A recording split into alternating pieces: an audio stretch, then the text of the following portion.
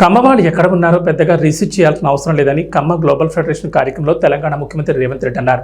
సారవంతమైన నేల, సమృద్ధిగా నీళ్లు ఎక్కడ ఉంటాయో అక్కడ కమ్మవాళ్ళు ఉంటారని, అది కర్ణాటక, తమిళనాడు, తెలంగాణ, ఆంధ్రప్రదేశ్ ఎక్కడ చూసినా సారవంతమైన నేలలు, మంచి పంటలు పండించగలిగిన మంచి పంటలు పండుతాయని, భూమి ఉన్న ప్రతి దగ్గర కమ్మవాళ్ళు ఉంటారని రేవంత్ రెడ్డి అన్నారు.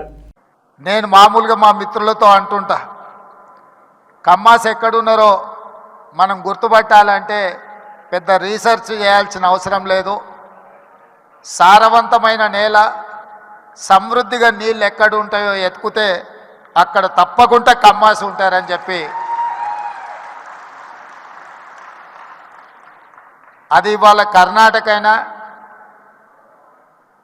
తమిళనాడు అయినా, తెలంగాణ అయినా, ఆంధ్రప్రదేశ్లో అయినా ఎక్కడ చూసినా సారవంతమైన నేలలుండి మంచి పంటలు పండించగలిగిన, మంచి పంటలు పండుతాయన్న భూమి ఉన్న ప్రతి దగ్గర